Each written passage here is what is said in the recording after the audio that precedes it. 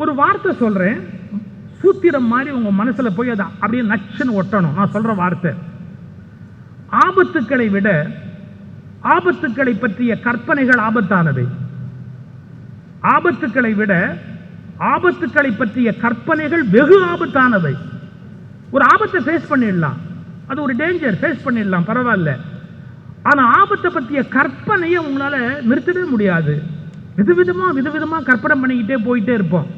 அதனால வாழ்க்கையில் ஆபத்து வந்தா கவலைப்படக்கூடாது. ஆபத்துக்களை விட ஆபத்துக்களை பற்றிய கற்பனைகள் மிக மிக ஆபத்தானவை.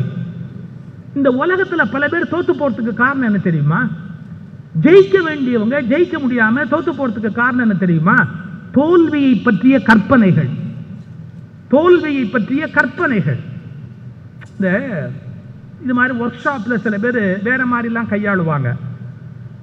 அதுல ஒரு அருமையான இன்சிடென்ட் பாருங்க. இந்த தரையில 2 அடி அகலம் 10 அடி நீளம் உள்ள ஒரு பலகையை போட்டுட்டு ஒருத்தர் நட அப்படின்னாரு. ஒன்றும் கஷ்டமே இல்லை, 2 அடி அகலம் இருக்கு, 10 அடி நீளம் இருக்கு, இதை நடனா எவனும் நடக்க மாட்டானா? ஈஸியா நடந்துட்டான். அந்த பலகையை ஒரு 10 அடி தூக்கிட்டாரு. இப்ப 10 அடி அந்த பக்கம் இந்த பக்கம் ஒரு போஸ்ட்ல நிக்குது அந்த பலகை. 10 அடி தூக்கிட்டாரு. இப்ப நட அப்படின்னாரு. 85% பின்னாடி போயிட்டான். வந்த 15% எட்டி பார்த்துட்டு கிட்டக்க பார்க்கறதுக்கு தான் வந்தோம்னா, ஒரு 4 பேர் 2 பேர் மேலே ஏறலாம்னு போனவன் 2 செகண்ட்ல பேலன்ஸ் போய் கீழே விழுந்தான்.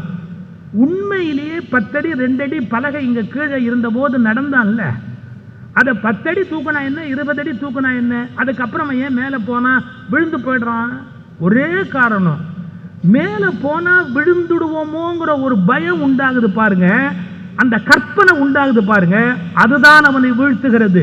பலகையின் அகலம் அவனை வீழ்த்தவில்லை, பலகை பற்றிய அவரது கற்பனை அவனை கீழே வீழ்த்தி விடுகிறது. ஆபத்துக்களை விட ஆபத்துக்களை பற்றிய கற்பனைகள் தான் வாழ்க்கையில் மிக மிக ஆபத்தானவை. எனவே ஆபத்துக்களை பற்றிய கற்பனைகளை மேற்கொள்ளாதீர்கள். நாளைக்கு இப்படி ஆயிடுமோ, அந்த மாதிரி ஆயிடுமோ, இந்த மாதிரி ஆயிடுமோ அப்படின்னு கற்பனையில பயப்படக்கூடாது. வரும்போது ஃபேஸ் பண்ணலாம், என்ன நடக்குதோ பார்த்துடலாம், என்னதான் வாழ்க்கையில் வந்துருது கவனிச்சிருவோமே, ஒரு கை பார்த்துருவோமே, அப்படித்தான் இருக்கணும். ஆனா ஆபத்துக்களை பற்றிய கற்பனைகளை வளர்த்து கொண்டே போவதன் மூலமாக நம்முடைய தோல்வி நிச்சயிக்கப்பட்டு விடுகிறது. அப்ப நம்ம கவனமா இருக்கணும். படிப்படியாக நம்மை வளர்த்துக் கொள்வதற்கு உரிய அந்த முயற்சிகளை நாம மேற்கொள்ளணும். சவால்கள் இல்லாத வாழ்க்கை இந்த உலகத்துல கிடையாது. என்னுடைய வேற ஒரு பேச்சு யூடியூப்ல இருக்கு, நீங்க அந்த பேச்சு ஞாபகம் இல்லை எனக்கு, ஆனா ஒரு யூடியூப்ல இருக்கு. அதுல நான் இங்கிலீஷ் ஃப்ரேஸ் ஒன்று கையாளுறதான் எல்லாரும் யூஸ் பண்ணியிருப்பேன். Problems are mandatory but suffering is optional. Problems are mandatory, கட்டாயமா உலகத்துல பிரச்சனை வரும், பிரச்சனை வராதவன் யாருமே கிடையாது. But suffering is optional. வேணும்னா நான் கஷ்டப்படலாம், வேண்டாம்னா நான் கஷ்டப்படாம இருக்கலாம். இட் இஸ் பியூர்லி ஆப்ஷனல் லைஃப்ல. இப்ப எதிர்ப்பு, விரோதம் அல்லது பகை அல்லது ஏதோ நமக்கு ஒரு தோல்விக்கான ஒரு சூழ்நிலை லைஃப்ல வருமா வராதா? வரும். அதை எப்படி கையாளணும் அப்படின்னு தெரியணும். நான் சொன்ன பார்த்தீங்களா, எதையும் நினைச்சு முதல்ல பயப்படக்கூடாது. முகமது அலி வாழ்க்கையில் எழுதுறாங்க, முதலெல்லாம் நல்லா ஜெயிச்சாரு, வெற்றி பெற்றாரு. பின்னால அவருக்கு வாழ்க்கையில சில சிரமங்கள் ஏற்படுது. அவருக்கு வயசாகுது. யாருக்கு தான் வயசாகலை? எல்லாருக்குமே வயசாகிட்டே தானே போகும். முகமது அலிக்கு வயசாகுது. 25 வயசு ஒரு எதிரியை சந்திக்கிறாரு, ஜார்ஜ் ஃபோர்மன். அவரோட மோத போறாரு. உலகமே ஆன்ஷியஸா எதிர்பார்க்கிறாங்க, இந்த முறை முகமது அலி ஜெயிக்கிறது கஷ்டம். ஏன்னா அவர் யாரோட போட்டி போடுறாரோ அந்த ஜார்ஜ் ஃபோர்மன் வந்து பல பேரை அநாயசமா சுருட்டின ஆளு. 25 வயசுல இருக்கிறான். 25 வயசுல எவ்வளவு ஸ்ட்ரெங்தா இருப்பான், எவ்வளவு பலமா இருப்பான். இவருக்கு வயசாகி போச்சு, இவர் தோத்து போறதுக்கு தான் வாய்ப்பு இருக்கு. அந்த ஆர்டிக்கல் எழுதும்போது எழுதுனா, முகமது அலியோட அவருடைய ட்ரெயினர், அவருடைய டீமு, அவருக்கு அசிஸ்ட் பண்றவங்கலாம் எப்படா போனாங்க அப்படின்னா, ஏதோ ஒரு இறுதி ஊர்வலத்தில் கலந்து கொள்பவர்களை போல் போனார்கள்ன்றான். அதாவது இன்னையோட இவர் கதை முடிஞ்சு போச்சு, ஒரு இறுதி ஊர்வலத்தில் போறதா இருந்தா எப்படி போவாங்க, அந்த மாதிரி தான் கூடவே எல்லாரும் போறாங்க. இன்னையோட முகமது அலியோட புகழ் போயிடுச்சு அப்படின்னு. திருப்பி பார்த்தவர் ஒரு கேள்வி கேட்டாரா, ஏன் எல்லாம் டல்லா இருக்கிறீங்க அப்படின்னு. ரொம்ப வருஷமா கஷ்டப்பட்டு புகழ் சேர்த்தீங்க, இன்னைக்கு மொத்தமா முடிய போகுது, அதை நினைச்சு நாங்கெல்லாம் வருத்தத்தில் இருக்கிறோன்னு. யார் சொன்னா முடிய போகுதுன்னு? இதெல்லாம் யோசிக்கணுங்க. உங்க வயசு என்ன, அவர் வயசு என்ன, உங்க பலம் என்ன, அவன் பலம் என்ன அப்படின்னு. அப்படியா பாருங்க, 8 ரவுண்டு பெருசா ஒன்றும் விளையாடல. வேறு ஒன்றும் பெருசாக பண்ணல. அவனை எவ்வளவு கோவப்படுத்த முடியுமோ, எவ்வளவு அவனுடைய எனர்ஜியை வேஸ்ட் பண்ண முடியுமோ, அவன் தாக்குற போதெல்லாம் தப்பிக்கிறாரு. வேகமாக அவன் குத்தணும்னு நினைக்கிறான். தாக்குற போதெல்லாம் தப்பிக்கிறாரு.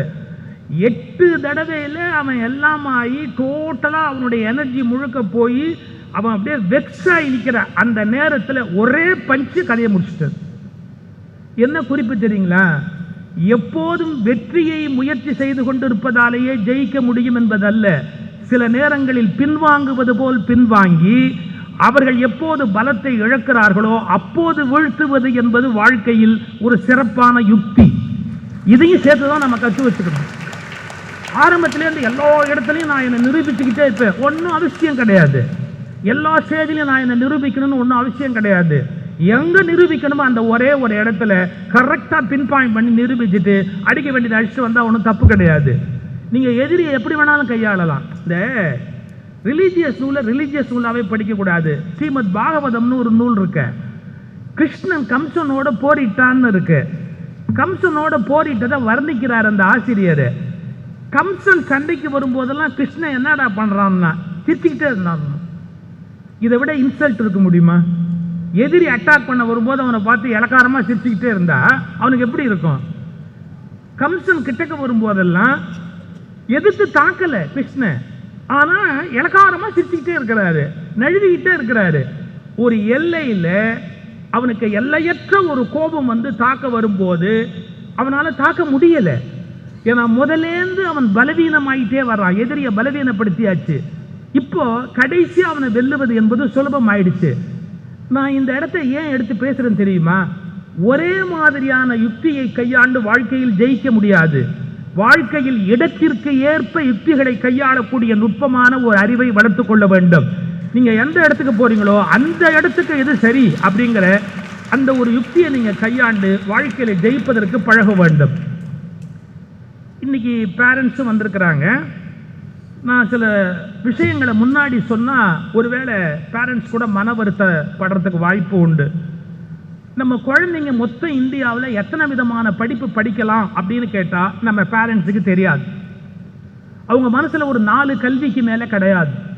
இன்ஜினியரிங், டாக்டர், இன்ஜினியரிங்ல இன்னது, அப்புறம் வந்து இல்லை சார்ட்டர்ட் அக்கௌண்ட், சில பேர் மைண்டில் IAS, IPS, ஒரு 6-7 படிப்புக்கு மேலே இந்தியாவில் மொத்தம் எத்தனை படிப்பு பிள்ளைகள் படித்து முன்னுக்கு வரலாங்கிற அந்த அந்த அந்த என்ன சொல்றது பார்வையே பெற்றோர்களுக்கு கிடையாது. அதெல்லாம் நம்ம எஜுகேட் பண்ண வேண்டிய வேலை இருக்கு இந்த உலகத்தில். என்னுடைய நண்பர் ஒருத்தர் ஒரு பட்டியல் போட்டிருக்கிறார். கிட்டத்தட்ட 247க்கு மேலே இருக்கு நாம இந்த உலகத்தில் சம்பாதிக்கக்கூடிய படிப்புகள் அப்படிங்கிறது. இந்தியாவுக்குள்ள மட்டும் 247க்கு மேலே இருக்கு. ஸோ நம்ம எய்ம் பண்ணும்போது ரொம்ப கிளியராக எய்ம் பண்ணணும். அதிகமாக யாருமே கண்ணில் படாத துறைன்னு என்ன இருக்கு, நாம் அதை நோக்கி ஏன் போகக்கூடாது அப்படின்னு. நான் ஒரு இன்சிடென்ட் சொல்கிறேன், கொஞ்சம் நம்புறது கஷ்டம், என்ன நம்புறதே கஷ்டம். நான் ஒரு இன்சிடென்ட் சொல்கிறேன். எம்ஜிஆர் ஒரு முறை ஏர் இந்தியாவில் ட்ராவல் பண்ணுறார். அவருக்கு திடீர்னு ஒரு எண்ணம் வந்தது, காக்பிட் அங்கே போய் உட்காந்து அந்த பைலட்டை அவர் ஓட்டுறதை பார்க்கணும் அப்படின்னு விரும்பினார். அப்போ அவர் சீஃப் மினிஸ்டர் சொல்லி விடுறாரு ஏர் ஹோஸ்டர்ஸ்ட்டை. அந்த ஏர் இந்தியா ஏர் ஹோஸ்டர்ஸ்ட்டை சொல்கிறாரு எம்ஜிஆர், இந்த மாதிரி எனக்கு உள்ளே போய் பார்க்கணும் அப்படின்னு. உள்ளே போய் சொன்னோன்னா அந்த பைலட் சொன்னார், நான் அவரை பார்க்க விரும்பலேன்னு சொல்லுன்னு. Chief minister of Tamil Nadu, MGR எவ்வளோ பவர்ஃபுல்னு உங்களுக்கு தெரியும். அந்த பைலட் சொல்கிறார், நான் அவரை பார்க்க விரும்பலேன்னு சொல்லுங்க அப்படின்னார். எம்ஜிஆர் பெரிய ஷாக் அது லைஃப்பில். அப்புறம் உடனே என்ன பண்ணுறாரு, அவர் இஷ்டம் அது, பட் நான் ரொம்ப ஐ எம் வெரி மச் இன்ட்ரெஸ்டட்னு சொல்லுங்கள், நான் பார்க்கணும், நான் ரொம்ப விரும்புகிறேன்னு சொல்லுங்கள், அப்புறம் அவர் இஷ்டம் அப்படி. ஒரு 1/2 hour கழித்து அவரே அங்கேருந்து வந்தார். சாரி சார், நீங்கள் என் மேலே கோபமாக இருப்பீங்க, நான் ஒரு விஷயம் உங்களுக்கு சொல்கிறதுக்காக தான் நான் வந்து அப்படி சொன்னேன் அப்படி. என்ன விஷயம்? நீங்கள் வாங்க வந்து பாருங்கள், நான் உங்கள்கிட்ட ஒரு விஷயம் சொல்லணும், வாங்க. போனார், எல்லாத்தையும் எக்ஸ்பிளைன் பண்ணார். ஃப்ளைட் எப்படி பறக்குது அப்படிலாம் எக்ஸ்பிளைன் பண்ணிவிட்டு, உங்களுக்கு ஒரு விஷயம் தெரியுமா, தமிழ்நாட்டிலேருந்து இந்த கோர்ஸ் படித்து பைலட்டாக வர்றவங்க அந்த காலத்தில் ரொம்ப கஷ்டம். இப்போவாது நிறைய உங்களுக்கு ஏர்லைன்ஸ் வந்துருச்சு. அப்போ ஏர் இந்தியா, இந்தியன் ஏர்லைன்ஸ் 2 தான் இங்கே ஓடிக்கிட்டு இருந்தது. அப்போ தமிழ்நாட்டிலேருந்து வர்றவங்க கம்மி, தமிழ்நாட்டு பிள்ளைங்க யாரும் படிக்க வரதில்லை. எம்ஜிஆர் கேட்டார், ஏன்? இது காஸ்ட்லியான ஒரு கோர்ஸ், இதுக்கு பணம் கட்டுறதுக்கு வசதி இல்லை, அதனால தமிழர்கள் இங்கேருந்து வரமாட்டேங்கிறாங்க, எங்களுக்கு எப்போவுமே நார்த் இந்தியன் தான் நிறைய பேர் டாமினேட் பண்ணி மேலே வந்து உட்காந்துடுறாங்க, இந்த வயிற்றுல என்னைக்கு சொல்கிறது உங்ககிட்ட, இதை சொல்கிறதுக்காக தான் நான் வேணும்னே இந்த ஆப்பர்ச்சுனிட்டியை ஒரு கோபமாக கிரியேட் பண்ணேன், தமிழ்நாட்டிலேருந்து யாருமே படிக்கல. ஒரே செகண்ட் எம்ஜிஆர் என்ன நினைச்சாரோ தெரியல, 17 பேருக்கு நான் பணம் கட்டுறேன், தமிழனா லிஸ்டடு 17 பேருக்கு நான் பணம் கட்டுறேன், எவ்வளோ பணமானாலும் பரவாயில்லை நான் பணம் கட்டுறேன் அப்படின்னு. இவர் சரி ஒரு நம்பரை கொடு, ஃபோன் நம்பரை கொடுக்க சொல்ல. இவர் என்ன நினைச்சார், ஆஸ் யூஷுவல் எல்லாம் சொல்லுவாங்க அரசியல்வாதிகள் அவ்வளோதான். 2 வாரம் தள்ளி பார்த்தா இவர் வீட்டு வாசலில் போலீஸ் ஜீப் வந்து நின்றுது. நீங்கள் வர்றேன்னு சொன்னீங்களா, ஏன் இன்னும் வரலேன்னு சிஎம் கேட்குறாருன்னு. இவர் ஆச்சரியப்பட்டார். 17 பேருக்கு பிறகு எம்ஜிஆர் பணம் கட்டினார், தமிழர்கள் பைலட் கோர்ஸ் படிக்க ஆரம்பித்தாங்க. இது எதுக்கு சொல்ல வரும் தெரியுமா, இந்த மாதிரி ஒரு கோர்ஸ் இருக்குது, அதில் அதிகமாக சம்பாதிக்கலாம், அதில் படிச்சு போனால் வரலாம் அப்படிங்கிற மாதிரி ஓப்பன் ஆப்பர்ச்சுனிட்டிஸ் எவ்வளோ மொத்தமாக இருக்குது அப்படிங்கிறது இன்னும் நம்முடைய பேரண்ட்ஸுக்கு தெரியாது. இவங்களுக்கு தெரிஞ்ச ஒரு 5-6 விஷயத்துக்குள்ளேயே திரும்ப திரும்ப திரும்ப திரும்ப பிள்ளைகளை நுழைக்கணும்னு நினைப்பாங்களே ஒழிய, எவ்வளவோ இன்னைக்கு வந்து விதவிதமான கோர்ஸ் இருக்குது, அதில் போய் எவ்வளவோ மேலே வருவதற்கான வாய்ப்பு இருக்குது. இந்த எக்ஸ்போஷரை ஆனந்தம் கொடுத்தால் நான் இன்னும் மகிழ்ச்சி அடைவேன். அவைலபிள் வேலைகள்னு ஒரு 5-6 மனசில் இருக்குல்ல, அவைலபிள் அப்படி வேலைகள் அப்படிங்கிறத தாண்டி நீ இத்தனை விதமான வேலைகள் உலகத்தில் பார்க்க முடியும் அப்படிங்கிறத இன்னைக்கு இருக்கிற யங்கர் ஜெனரேஷனுக்கு நாம மனசில் பதிய வைக்கணும். ஒரே ஒரு விசித்திரமான முரண்பாடு சொல்லட்டுமா, இது வளரும் நாடு, ஃபாஸ்ட்டாக க்ரோ ஆகிற ஒரு நாடு இந்தியா. இந்த நாட்டில் இன்ஜினியரிங் படித்தவனுக்கு வேலை இல்லைன்னு சொல்கிறாங்களே, வெக்கமா இல்லை? அது எப்படி இந்த நாட்டில் இன்ஜினியரிங் படித்தவனுக்கு வேலை இல்லாமல் போக முடியும்? ஒரு வளருகிற நாட்டில் தொடர்ந்து இன்ஜினியருக்கு வேலை கண்டிப்பாக இருந்தாகணுமே. இன்ஜினியரை வச்சு தானே ஒரு நாட்டில் கட்டமைப்பை உருவாக்க முடியும். சிவில் இன்ஜினியராக இருக்கலாம், மெக்கானிக்கலாக இருக்கலாம், இஇஆ இருக்கலாம், எதுவோ வேணாலும் இருக்கலாம். ஒரு நாட்டோட குரோத்துங்கிறதே யார்கிட்ட இருக்குது? இன்ஜினியரை நம்பி தான் இருக்குது. ஆனால் இன்ஜினியரிங் காலேஜ் இவ்வளோ கொண்டாந்துட்டு இந்தியாவில் இவ்வளோ லட்சம் பேர் வேலை இல்லாமல் இருக்கிறாங்கன்னு ஒரு புள்ளி விவரம் சொல்கிறோமே, வேலை இல்லாமல் இல்லை, இந்த நாட்டில் மூளை இல்லாமல் இருக்கிறார்கள் என்பதுதான் உண்மையை ஒழிய வேலை இல்லாமல் இருக்கிறார்கள் என்பது உண்மை அல்ல. இத்தனை பேருக்கு வேலை எப்படி ப்ரொவைட் பண்றது? எவ்வளவு பிரைவேட் இன்ஜினியரிங் காலேஜில் பசங்க படிச்சுட்டு வராங்க, இத்தனை லட்சம் பேர். ஹோட்டலில் ரிசப்ஷனிஸ்டா உட்காரத்துக்கு யாராவது பிஇ படிக்கணுமா? ஹோட்டலில் போய் ரிசப்ஷனிஸ்ட் வேலை பார்க்கறதுக்கு ஒருத்தர் பிஇ படிக்கணுமா? அவசியமா? அது பேங்க்ல கேஷியரா போய் உட்காரத்துக்கு பிஇ படிக்கணுமா? அப்ப இத்தனை லட்சம் பேருக்கு வேலை கொடுத்தாதான் இந்தியா வளரும் அப்படிங்கிற தெளிவு நம்முடைய தலைவர்களுக்கு வரணுமா வேண்டாமா? அது ஒரு ஐ ஓப்பனர். எவ்வளவு விதமான வேலை இருக்கு. இப்ப அவர் கூட சொன்னார் பாருங்க, எப்படி ஒரு ஆப்பர்ச்சுனிட்டி இருக்கு அப்படிங்கறத அவரா யோசிக்கிறாரு, அவரா ஒரு தொழில இறங்குறாரு, அவரா ஒரு சாம்ராஜ்யத்தை உருவாக்கி காட்டுறாரு. அது மாதிரி நீங்க முயற்சி பண்ணணும். புதுசா என்ன தொழில் பண்ணலாம்? ஒரே வார்த்தை சொல்லட்டுமா, நான் வேலைக்கு போகணுங்கிற எண்ணத்தை விடுங்க, நான் ஒரு 100 பேருக்காவது வேலை கொடுக்கணும் அப்படிங்கிற எண்ணத்தை உங்க மனசுல ஏற்படுத்துங்க. முதல்ல நான் ஒரு வேலைக்கு போகணும், நான் ஒரு வேலைக்கு போகணும், நான் ஒரு வேலைக்கு போகணும், அது தப்பு. நான் ஒரு 100 பேருக்காவது வேலை கொடுக்கணும் அப்படிங்கிற எண்ணத்தை முதல்ல வளர்த்துக்கங்க. நீங்கள் வளருகிற போதே நாடும் சேர்ந்து வளர்வதற்கான மிகப்பெரிய வாய்ப்பு அதற்குள்ள அடங்கி இருக்கிறது. எனக்கு வறுமை இருக்கு, உறவுகள் சரியா இல்லையே, எத்தனையோ கஷ்டங்களை நான் சந்திக்கிறேன்னு. யாருக்கு தான் கஷ்டம் இல்லை? இப்பெல்லாம் கோயிலுக்குள்ள சும்மா உட்கார்ந்து இருக்கிற சாமிக்கே கஷ்டம். ஏன்னா அவரை தமிழ்ல கும்பிடுறதா சமஸ்கிருதத்தில் கும்பிடுறதா கோர்ட்டுக்கு போயிடுறான். அவருக்கு 7ஆம் தேதி கும்பாபிஷேகம் பண்றதா 8ஆம் தேதி கும்பாபிஷேகம் பண்றதா அப்படிங்கிறத யாரோ இன்னொரு ஜட்ஜி முடிவு பண்றாரு. பாருங்க, எல்லாமே இன்னைக்கு சிக்கல்ல உட்கார்ந்து இருக்கிறாங்க. அத்தனை பேருமே கஷ்டமா உட்கார்ந்து இருக்கிறாங்க, விதவிதமான சிரமத்தில் உட்கார்ந்து இருக்கிறாங்க. கஷ்டம் இல்லாத ஆளுங்க இந்த உலகத்தில் யாருமே இல்லை. சார், அமெரிக்காவுக்கு விவேகானந்தர் போயிருந்தாரு. விவேகானந்தருக்கு மாத்து துணி கிடையாதுங்கிறது யாருக்கா தெரியுமா? ஒரு கோட் போட்டுக்கிட்டாருல்ல, போயிட்டாருல்ல, இன்னொன்னு துணி மூட்டை மாதிரி கையில வச்சிருந்தாரு. தெரியுமா உங்களுக்கு? நம்ம ஊர் பெட்டி கூட கிடையாது, துணி மூட்டை மாதிரி ஒரு மூட்டை வச்சிருந்தாரு.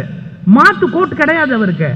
அங்க போய் பேசி கொஞ்சம் சம்பாதிச்சு அதுக்கப்புறம் கோட் வாங்கி 2வது கோட் மாத்துறதுக்கான விஷயத்தை தன்னுடைய செல்ஃப் ஏர்ன்டு மணியில போய் அமெரிக்காவில் தான் விவேகானந்தர் சாதிச்சாரு.